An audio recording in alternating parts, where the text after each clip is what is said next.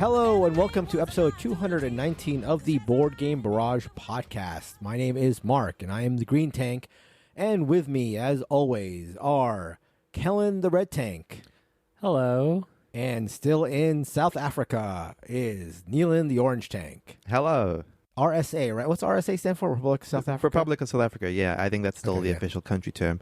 Well, there you go. Anyone who's curious, that is the official country term. On Any of the rest today's of you episode, live in a republic? I didn't think so. What's that? Do any of the rest of you live in a republic? We do live in a republic. Wait, is the USA a republic? Yeah, it's a Democratic Republic of the United States. You ever heard of it? You just took your test and you didn't know that? I learned that in the 4th grade. I don't know what it means. On today's episode, we are back to a hot question. Actually, I've done a disservice. Neelan, can you just throw one real quick? A hot question.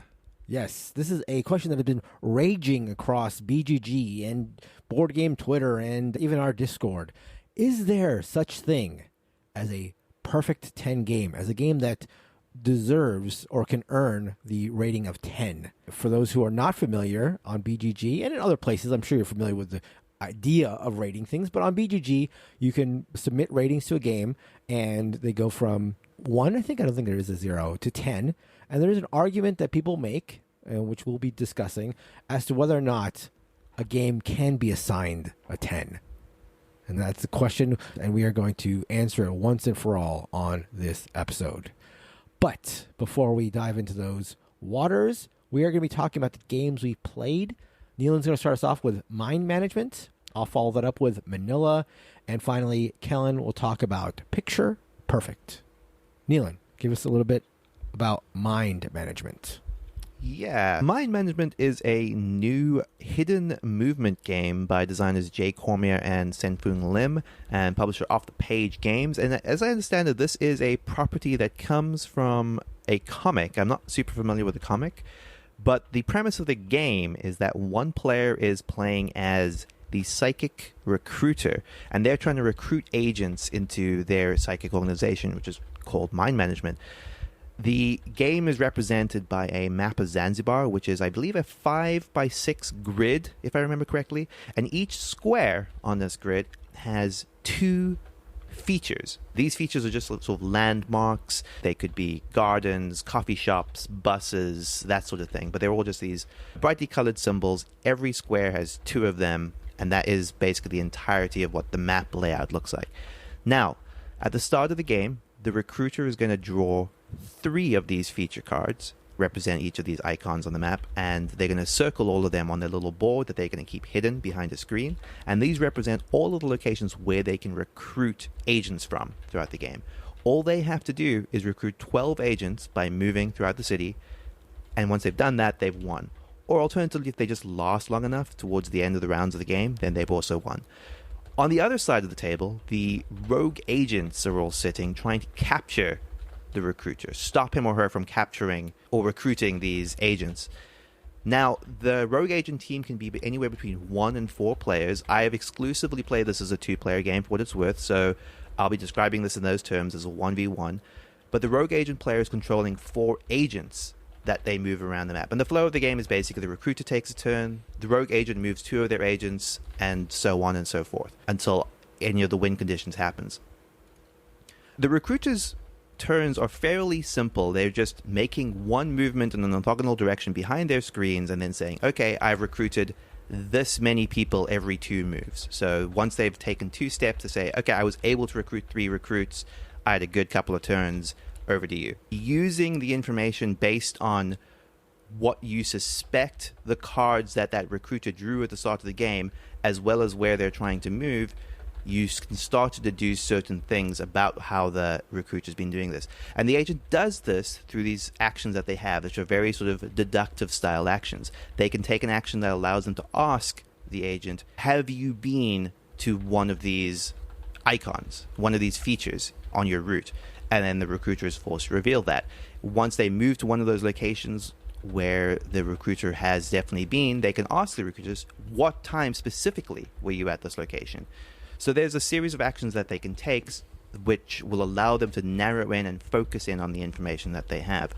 because the rogue agent has these agents that are actually moving around the map, there's this element of positionality to it where they are trying to move them into optimal positions, because each of these agents has a special ability. Like some may block the recruiter from being able to recruit, some may have like a sort of a quick blink scan, are you nearby here type ability. And in addition, the recruiter has 4 immortal figures that they can also move intermittently, which they can also use to occasionally recruit people and sort of stop the actions of the agents. So there's a little bit of 2 games happening on top of each other that are all in purpose of the main hidden movement game. I have traditionally not loved hidden movement games, but I really, really, really like this one. It kind of boils down into this very, very cool asymmetric, especially the way I played it, 1-versus-1 game where the actions of the recruiter can be very manipulated in a way to deceive the rogue agents. And similarly, the rogue agent played cleverly can play a very sort of strong deductive game in order to really, really hone in on where the recruiter is. It feels a little bit more fair and balanced in the actions that both sides can have, rather than just what tends to just feel like a little bit of a random luck in the draw in a lot of the times I've played these games in the past. Does this feel like a game where the skill of both players is the key to making it an enjoyable experience, where both players, if they're at the same level, you get the most out of it? I think that's definitely the case. I think that if you were someone coming in with a lot of experience with either side, and one of the things that's actually kind of interesting is that the game does encourage you, which makes sense, to stick to one specific side. To say that, hey, if you're in your group, you are the recruiter, then stick to being the recruiter, because you start to develop like a group meta type of thing, which evolves over time. But yeah, I think that if you were to take this box, have a lot of experience with it, and play it with someone that's never played it before, you would trounce them on either side, right? So what the game actually does really, really cleverly is it encourages this sort of repeated play by including in the base box this series of modular expansions it calls the shift system. So let's say I'm playing as the recruiter, you're playing as the rogue agent, and we play against each other and you lose on either side. You pick the next box on that specific side, either the rogue agent or the recruiter, and that gives you a little modular buff to your side. And as you just continue to play games against each other, they're basically just little balancing patches to the side that's like losing every game, which I think is a cute idea, and in a pretty good way to introduce variability over time, because you're adding new abilities, whole new mechanics actually as these expansions come out. I've only played with one of them so far, but it already introduced some really neat changes to the way that the agents are able to capture the recruiter that kind of just felt like, oh, this kind of like twists things up for both sides. It keeps it interesting on both parties, rather than just feeling like, oh, hey, you now have to recruit 10 people instead of 12, you know? It's very hard to trust you, Neelan. Well, and in life, I trust you. But in hidden movement, I don't. Yeah. I think that 2015-ish was when Spectre Ops came out. Yes. And Spectre Ops was hailed as the second coming of hidden movement games. And the universe has cooled. You know, you would think that after the second coming that there could be no more further coming. But in this case, now we have Mind Management. Are you eager to share Mind Management with Mark and Christina and myself? I mean, if there's any interest at all on your parts, I would say absolutely. I think that this is a game that, similarly to like how I was talking about the Siege of Rundar, this is a game that could entirely exist in the space between my brother and I right now. And it fills a very specific purpose at the moment, given that I'm out of the country.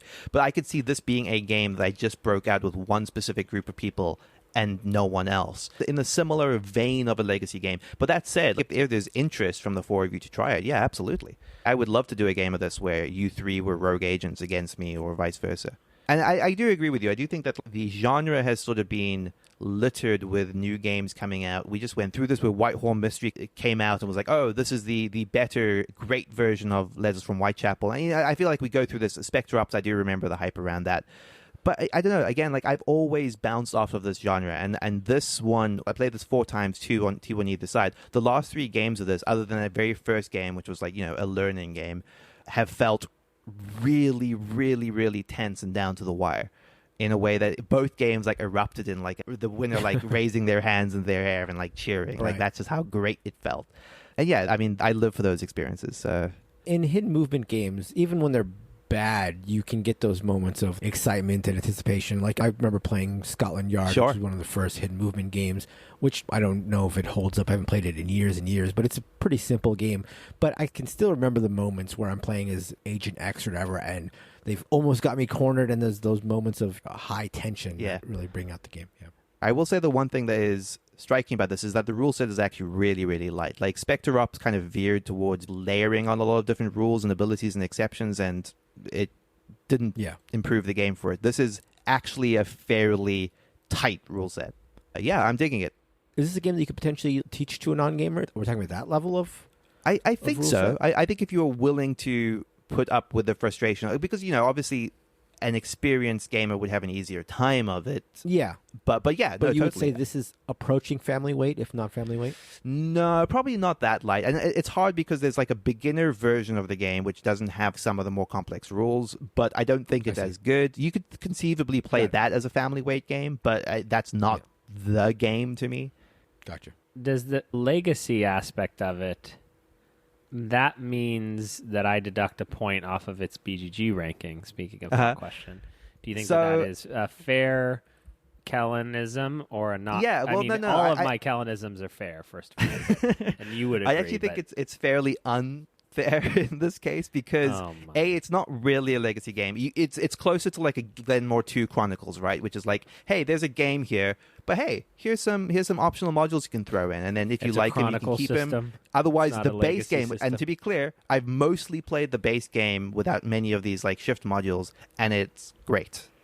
He had to record that sentence 4 times, so he wasn't lying to you, to your audience. No, I believe you. I want to play it. A lot of love from Mr. Delicio, the Fandango tank. A lot of love from the Shut Up and Sit Down crew. It looks good. Yeah. I'm also curious to try the more than 2 players just to see what the discussions look like on the Rogue Agent side. But yeah, that is Mind Management, the Psychic Espionage game is its full title, by Off the Page Games. So I finally got a chance to play the second most popular game from the late designer Franz Benno de Long, he of Container fame. 2 years before Container, he designed Manila. Just like Container, it is a very heavy, low-luck economic game. Just kidding. It's actually pretty much the opposite, to be honest. Where Container is heavy, this is absolutely family weight. Far from low luck, you'll be rolling dice every round of Manila. And instead of trying to make a few extra bucks from cornering an aspect of production or sales of goods, here you're gambling on boats as they try to make their destination shipping goods. It's almost like a race game more than anything else. Every round in Manila starts with an auction where one player will win the right to be the harbor master. That player gets to pick one of the 4 products that you're attempting to get delivered over the course of the game. So there's like ginseng and spices and whatever. There's 4 different things. The harbor master picks 3 of them, and they are loaded onto boats, and those boats potentially could deliver the goods. So they'll pick 3 of the goods. One of them will not be on a boat, and that one will not be delivered. And that's something that you, as the other players, might use in later rounds, because if you know the harbor master doesn't want the ginseng to go, you might be like, okay, so next time if I ever am the harbor master, I'm definitely going to make the ginseng go, because I know that they don't have ginseng most likely. So sorry, what that sort of the does making the ginseng go mean? Just keep listening, and then you'll know. No, that doesn't make any sense, Mark. That's what make the ginseng I'm the go. Audience. You keep saying make the ginseng go. Neil and I are like, what does that mean? There are boats. You're trying to get the ginseng delivered. If the ginseng doesn't get delivered, it doesn't go. You said go. My God. Anyhow, so the harbor master picks the ships. He picks which goods are loaded on the ships. And then the harbor master divides 9 movement points among the 3 ships. So he can put one ship on step 5, and another ship on step 3, and another ship on step 1. And what you're trying to do is you're trying to get these ships to 13 steps. The entire racetrack is 13 steps, and when they cross that 13th step, the good is delivered, the ginseng has gone, and that's what that is. And also the harbor master gets to pick one of the goods. So harbor master gets a lot of power. The harbor master pays for the right to load the goods, picks one of the goods that is available to draft, basically, and then can give the boats a little bit of a head start, but they're paying for that right. Everybody else doesn't have to pay in this. But whenever a good is delivered, it goes up in value. So there's a little bit of very light sort of stock thing where you're holding on to goods that potentially can go up in value. So if you're holding on to a good that goes up, you'll be making more money. And in the game, the number of victory points is equal to the number of money you have. The way the ships move is simple. You just roll a die for each ship, and you move the ship that far up the track. That's it. Just rolling dice and moving. Roll and move. That's all it is. Where the actual game happens is in between the rolls, where you're placing your workers. You're placing those workers around the board, basically betting on every aspect of the race. You can place a worker on one of the boats and make money if that specific boat makes it over the finish line. You can bet on the number of boats that will cross the finish line. You can bet on the number of boats that won't cross the finish line. You can also hop on a spot where you're able to nudge any ship 1 or 2 spaces, either forward or backwards. If you want to make sure a boat doesn't cross, you can hop on that space and pull a ship back 2 spaces.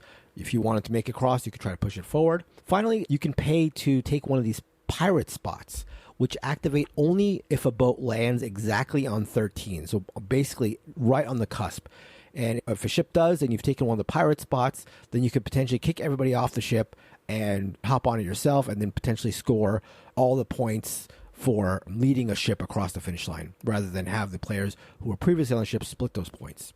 All these spaces that you're going to cost money. So betting on 3 ships to cross the finish line is a riskier bet than betting on just 1 to cross the finish line. So it costs you less, but the return is less. And the long shots cost a little bit more, but the return is greater, that sort of thing. So you're paying all this in advance.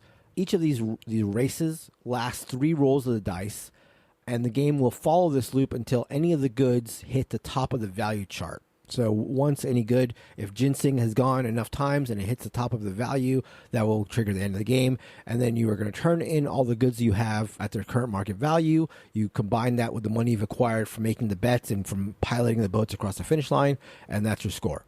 I really enjoyed Manila. It occupies very much the same space, I think, as Camel Up. And I think it's probably hard to recommend Manila over Camel Up.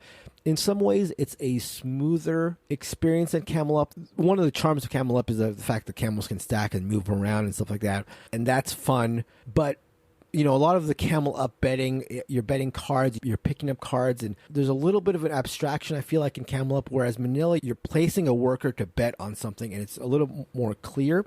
I don't know if Manila, in terms of the game itself, is as good as Camel Up, but it's straightforward. You have those things where you're coming up with a dice roll and you're just saying, like, I need the ginseng to go hit 5 because I've got a pirate, and if ginseng hits 5, I get to hop on and kick Callan and Nealon off the ginseng boat, and I can make the ginseng go. So it's got those gambling moments. It's also, again, family weight for sure. Very simple to teach. It's unfortunately sort of hard to get now, but if you have a group that really enjoys games along the lines of Long Shot, along the lines of Camel Up, that sort of weight game, that sort of gambling game, Manila is really, really fun. I would recommend it. The pieces are cool. You know, you got the little wooden boats. And again, just the placing and the betting on the board gives it something that I think is lacking a little bit in Camel Up.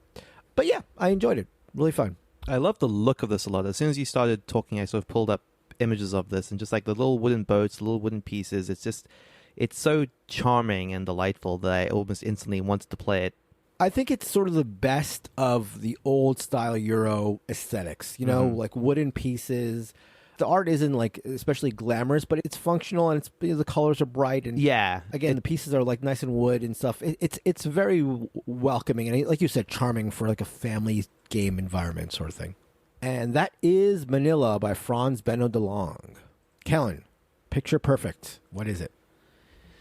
Well, Picture Perfect is a weird game from Arcane Wonders.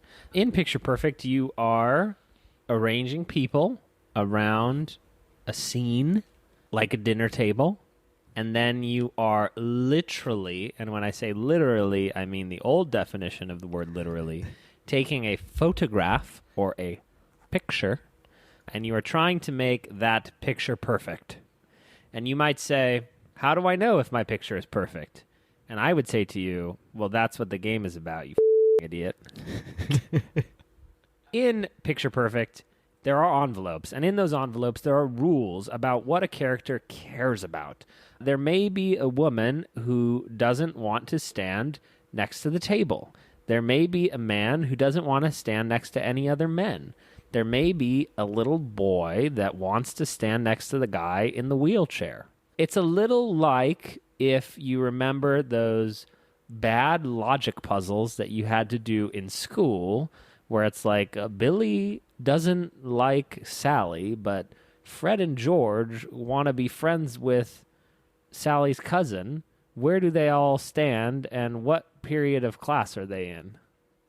I love those puzzles. I love those too, actually. Oh my I love gosh. those little like crosshatch marks, and you put an X and you mark out there. You put I a love grid those. up. You put cross out Annual the ones that reminder can't fit. that there are 2 Mensa members on this podcast and 1 normal human. And those factoids are randomly generated and placed in an envelope.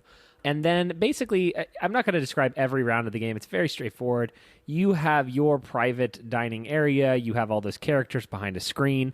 You have some of the private information, but not all of the information. And then each round, you are trading information, or a card will reveal and tell you how to exchange information, whether that's with cards in the center, whether that's passing cards to the left or right. You're trying to sort of restrict information from people. If you know that Nealon has never seen the dog, because dogs don't like Nealon, you make sure that Nealon doesn't see the dog cards. The other thing that you can do, which is fun, very fun actually, is you have a VIP card, okay? And I'll explain what that means to Nealon and Mark, because they've never been VIP anywhere in their lives. VIP means you're scoring double points, okay? And what's cool is... I finally found out. Yeah. This is just a taste, but come out with me sometime. A VIP is a card that you can put in any envelope whenever you feel like it, and hope that other players don't know that you put it in there. And so there's a fun decision around, am I doubling the points of the dog right now, or am I going to wait until the end and hope I still have that envelope? There are weird memory rules about you can only have one envelope open even if you have more than one envelope. You're basically rearranging. There's no rules on when you can change stuff. You're moving stuff around, and things are sort of relative. You know that the guy and the dog want to be by each other, but it doesn't matter where they are. But then you find out it does matter where they are. And then you find out that you need to cover up some people's faces, okay? Because they don't want their faces in the photograph, in the picture perfect, right? But this is the weirdest part of the game. And I'm still not sure. I've read the rule book. Nealon has read the rule book. I've looked at BGG. You take a picture, right? And it's like your camera affects your score, okay? Let's talk about a concept called focal length, okay, for you people. Different cameras have different focal lengths, which means more or less is in the shot, and different things are sort of happening with depth and angle. And then it's like, at the end of the game, it's like you're about to score your picture, and it's like, take it however you want as long as you're like in front of the table. And so you're like sitting there like literally as a game mechanism, moving your phone back and forth and being like, don't want to see their face. Oh, but not their face. You're tilting it. You're like, is this the perfect picture? And then you take it, and then you score it, and then there is a winner. This is odd and cool. It's cool. If that sounds cool, it is cool. You will think it's cool. It is novel. I do not think that I want to have any more perfect pictures in my life. I deleted the photograph that I took after our game of Picture Perfect. But there's something here, and you have to award sort of just the straight novelty of it. What did both of you think of our game of Picture Perfect? Yeah, I mean, I think it sort of lives and dies by the novelty. I mean, it is sort of like a deduction game, but the deduction game part of it isn't fantastic. It's clever in the fact that, you can try to prevent information from going to specific players and then try to double that card up or that person in the picture up, double their score. But if it lived and died by the game aspect, by the deduction aspect, I think it's just okay. But the idea of shuffling these people in the picture, like actually trying to create the scene, is clever. But this is like a pure novelty game for me. Like, this is a game where I would have it just to bring out with people who've never heard of it or people who are new to the hobby. Just say like, hey, look at this really cool thing. It's a really simple game to explain. The deduction is very simple to understand. And that's it. Like, I don't really feel any desire to play it again for its own sake, for the game's sake, at least in my opinion.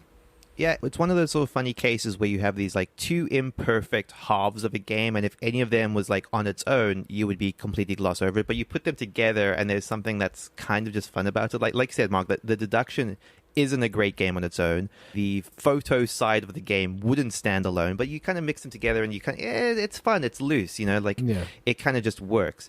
As an example of like how shonky it can be on either side, like you could literally pull out someone's envelope and it'll say, this person wants to be on the left side of the table, and this person wants to be on the right side of the table, and this person wants to be in front of the table. And you're just like, what do I do with this information? Like, it's just garbage.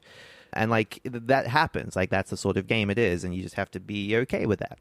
Yeah. It also is the only board game in existence that the more expensive your iPhone is, the higher your score will be. So take that for what you will. That is Picture Perfect from Arcane Wonders. It's definitely a game to maybe bust out at a convention. It's like I have a lot of these, and so I don't need Picture Perfect, but it is like this is a board game. It's cool. It's a thing. I almost wish that you could. Does this only go up to 4 players? I can't remember. I think it does. I think so, because there's only so many standees, right? Yeah, so there are only 4. I sort of wish this game went up to 6 or something, because this is the game where I would want to bring it out when there's a lot of people over and like we're trading these things around, and it feels like a one-time social, hey, look how weird this game is sort of thing. So for what it's worth, actually, and smartly, Arcane Wonders do actually sell a 5 to 6 player expansion for this. Okay. And I don't know if you could just buy multiple copies of that to scale it up. Like, I don't see why you wouldn't be able to. Oh, I guess the cards at some point will get too thin, but... All this being said, and I'm glad Neelan put all that in, but all that being said, I would not recommend anybody spend the money on buying a second copy to support 8, or an expansion, just because, like, again, it's fine. It's just, I don't think it's any more than fine. So I have a hard time suggesting people shell out even more cash. It just makes me think that there'd be something funny if, like, there was more photo taking. Have you ever done, like, a photo scavenger hunt? Imagine, like, everyone's picture comes up on the frame on the TV, and my picture is just really zoomed in on the dog, and my score is like 0, or more humorous categories. Then we're in party game territory, but I don't know. This is straddling a weird line. That is Picture Perfect. You should check it out. You know what I take a picture of? What? I take a picture of the ginseng. Oh, it's gone, though, I thought. That's true. I want to try Manila. You mentioned that Camel Up is better, but I think that Camel Up's camels are standing on the shoulders of Manila, which came out like 10 years before it. That's true. Did you think about that, Mark? I did not. Before we move on to the hot question, a couple of points here for the mid-cap. If you're interested in helping the show out, there's a number of things you can do. You can tell a friend. You can hop on and join our Patreon, where we release bonus episodes. In fact, we're going to be recording a bonus episode after we get done with this, which we release every month. But you can also give us a review. We've had a couple nice reviews on Apple Podcasts, but you can review us on Apple Podcasts. You can review us on Stitcher, Spotify, on Google Podcasts. Give us a nice 5-star review, and tell people why you like the show. It really helps widen our audience and get more ears on the show. Also, just a couple more shout-outs. A shout-out to the Wiki, which a number of people in the Discord have been maintaining. It is a great resource if you're interested in things we've talked about on the show, topics, games, if you're interested in community members on the show, if you want to make your own Wiki page as a community member, because I'll tell you something, if you're listening to this podcast, you are a member of our community. So why don't you go to boardgamebarrage.com/wiki and make yourself a community member page. Tell us a little bit about yourself, find out a little bit about the host, about the other listeners, and if you're ever curious about which episode we talked about Biblios, you can go to the Biblios page and see all the mentions, or any game we've ever talked about is cited and recorded at boardgamebarrage.com/wiki. While I'm talking about the wiki, a big shout out to all the people on the Discord who work on that, especially CC Runner, who is I think probably our biggest contributor to that, but thank you to everyone involved. And finally, if you're on the Discord, if you're checking out the wiki at boardgamebarrage.com/Discord in the wiki channel, why not go to the tournaments channel or the digital tabletop channel, where online games are popping up left and right. We've got a lot of games on not only BGA, but other digital gaming services as well. I know there were a couple of people who were starting a game of Root somewhere, and some games on Yukata were starting up.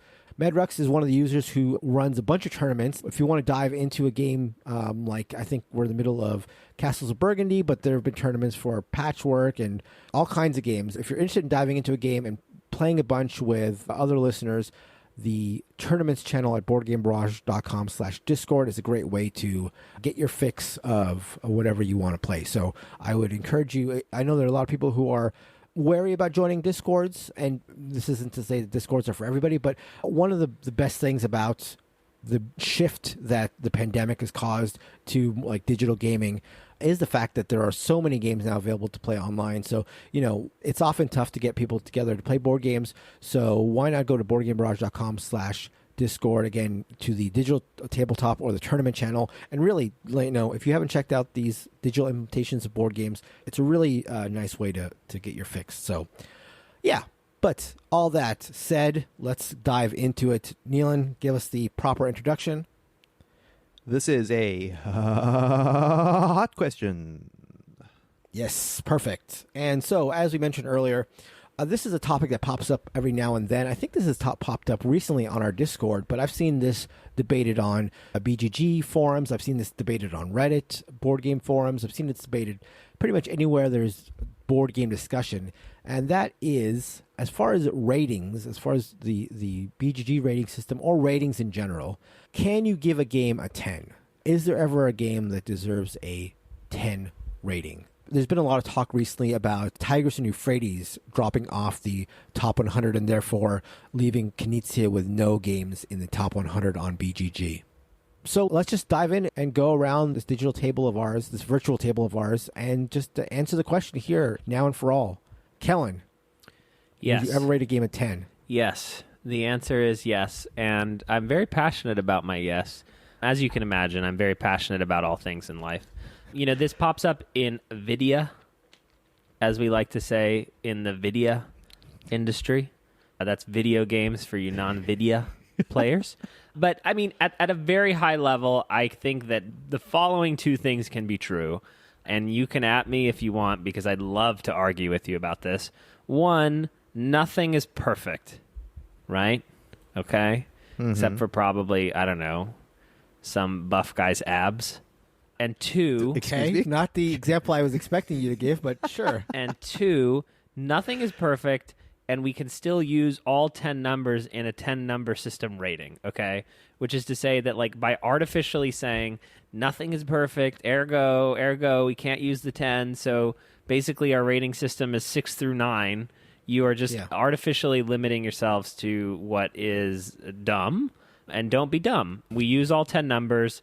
I have, as of right now, 12 10s on BGG, which it's funny, I'm not even sure these correspond to my top 50. I haven't updated this in a long time, but Archipelago, Codenames, Cosmic Encounter, Cthulhu Wars, Diplomacy, El Grande, I'm the Boss, Innovation, The Resistance, Avalon, Telestrations, and Title Recall. That's pretty close. It's not all of my top 10, and it's 12, but that is where I'm at right now. That is how I feel. I'm curious what you both think, but be careful because you heard what I said about sort of, not being dumb Neelan. Well, I actually feel exactly the same as you, so much for being a dumb Neelan. No, I couldn't agree more with literally everything you said. Like, if the 10 only serves to hold a theoretical game that we all acknowledge cannot exist, then who does that serve? That has no value whatsoever. Like, why skew your scale towards a number that cannot ever hold a game ever except some sort of non-existent hypothetical? I absolutely use 10 in my ratings. Again, mine is also not up to date, but I have 6 or 7 rated 10 games on BGG right now, and Codenames is one of them, which is, I mean, for similar reasons. Like, it's almost the perfect game. I would love to be more contentious, but I also agree. I don't understand what the purpose of not giving a 10 is. Like, okay, I understand theoretically you could say there's never been a perfect game, so no game deserves a 10 if 10 is a perfect rating. Okay, I understand that line of thinking. But then, as Kellen has said, you're basically just making the rating from, a 1 to a 9, so what is the 10 even there for? And then beyond that, what is that supposed to do? Is that supposed to, like, spur development of games on to try to get to this 10? What is the benefit of not assigning a 10? My guess is that's what it is. It's like saying, like, there is no 10, so we should all strive for the 10. It's just like sort of like ethereal thing where I don't think it, in terms of any sort of practical benefit, you're gaining anything by doing that. I know that people complain a lot about the BGG ranking system, but I'm happy with the way they do the rankings. That is something we could be contentious about, because I am not happy with how they do the rankings. I don't like the little tags they associate with the scores. I think that's a little bit presumptuous. See, speaking of perfect 10s, I don't think the tags are a perfect 10. I think that they could be fixed. But I do think that they're pretty good. Like 10, outstanding, always want to play and expect this will never change. I think that's a perfectly reasonable way to assign a 10. I think that's fine. Neelan, you do have problems, though, and correct me if I'm misremembering you for another South African friend that I have. Yeah. Which is of the many. Well, yes, of course. You are in favor of like just having it or halving it to like a 5? I feel like at some point we've talked about this. Like, definitely, you would prefer... I'm largely in favor of smaller scales. I think to some extent, and this is, take this with a grain of salt as someone who, with the rest of the three of you, does a 50-point scale at the end of every year. But I do think that there is some granularity between certain types of games, certain levels of enjoyment I have. That is just like, should this be above the other one? Is this better than the other one? Should this be a 9.6 instead of a 9.5? Like, I feel like, again, coming from the video game perspective, I've seen these scales go from 100-point scales to 20-point scales to 10-point scales to 5-point scales. And I just think that I get the gist of what you're trying to say on a 5-point scale. Like, a 5 is a game that almost everyone should at least try. A 4 is a game that most people would like. And then the rest of the nuance writes itself. I agree completely. I disagree. First of all, you said you rank every year? Like 2019 on a 50-point scale? What are you talking No, I think he's talking about I'm talking about like doing the top 50 at the end of the year, right? Is effectively like assigning a different one of 50 values to 50 different games. Kellen, I was with you, though, because I was like, wait, does Neelan do like a self-assessment every year where he like ranks himself on 50 points? That's what I was thinking initially. How was 2020 versus 2017, Neelan? I'd love to know. Okay, I went up 0.3. Yeah. Well, good for you, sir. Good for you. Live your best life. Did you go up in the abs ranking there? Yeah, they're now perfect. I couldn't think of a man with perfect abs. I wanted a name, like a Fabio, but like I feel like that reference is so old. Okay, but the thing for me with a 5-point scale, okay, and I know that we need to divorce it from school grades because I think that that's a big misnomer for people, or a big red herring, rather. Like 4 out of 5 is 80%, which is quite a bit lower than 100%. Because if you're saying it's a 5-point scale and you don't want halves, then that means it's a 10-point scale if it's got halves. Yeah. So 3 and 4 and 5, it just feels like 2 and 1 don't exist, or they're basically shovelware. No. 2 I and 1 are unplayable. I think a 2 is a below average game, I guess. A 1 is a game I would never recommend to anyone. Yeah. I'm having trouble divorcing it from video games. And I think that extends to maybe my more concerning point with both BGG and video games. It's like Arc Nova, the latest hotness, which Neelan has played but refuses to play with me, which I don't understand. We're trying to... That's not even true. Well, I mean, it's true until you fight me, which... Okay, I mean, we'll play. We're going to play it this weekend, Kellen. How about that? Okay, that would be great. But it's already ranked 58th. And again, BGG is, I guess, slower than Vidya, where Elden Ring, the game that came out 35 minutes ago, is the number 1 reviewed game of all time.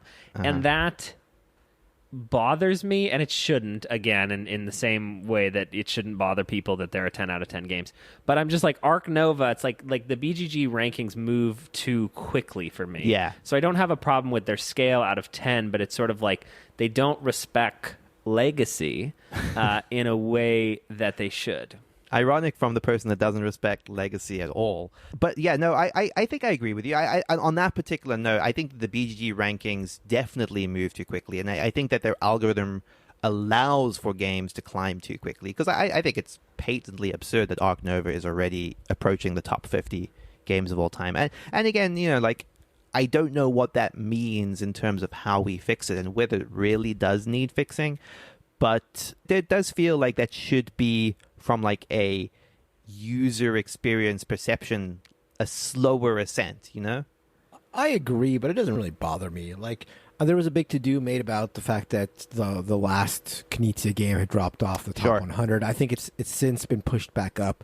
But, I get the fact that it's like a marketing thing. It's like the idea that new games can move up quickly makes it so that they seem to be really, really good. And do I wish it was different? Do I wish it was harder to get there? Yeah, I do. But I also see the benefit of making new quote-unquote good games as far as like the consensus around the hobby, have them like prominently displayed quickly. I think that does do something to helping the momentum of the hobby in general. Arc Nova could potentially get to a place where people who are non-gamers are talking about it, like, if it moved up to the top 10, there is a, same sort of thing with Wingspan, it moved up really high really quickly, and it became like a not just board game story, and it did move the hobby forward.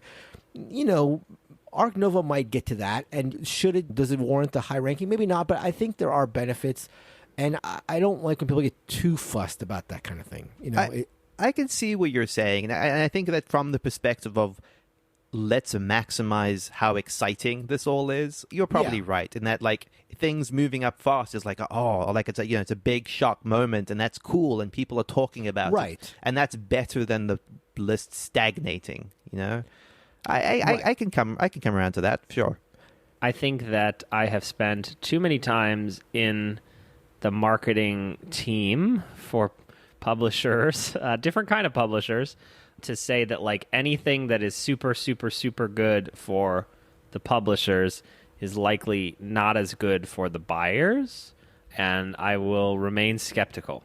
So that is going to do it for the episode. Go to BoardGameBarrage.com/Discord and go to the podcast channel where we discuss the current week's episode and tell us what you think about the 10 rank debate. Would you ever rank a game at 10? What are your feelings about people who do or don't rank games 10? What are your games that are ranked 10 or 9 if you don't rank games 10? And what do you feel about the half ratings, the 9.5s, or maybe even like the 9.6s and all that kind of stuff? We didn't really dive into it, but I'm anti that. I say 10 points and that's it. No halves, no points, anything.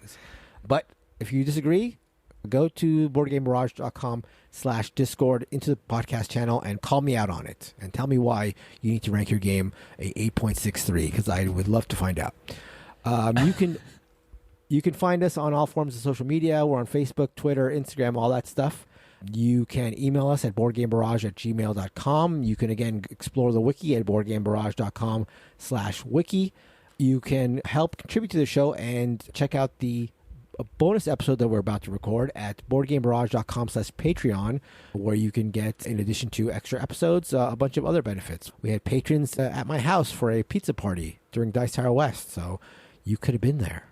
Finally, a big thank you, as always, to Heart Society for our intro and outro song, What's on Your Mind, Kid? And until next week, give us a 10 rating on whatever podcast listening service you used, and we will see you next week. Goodbye. Bye-bye. Bye.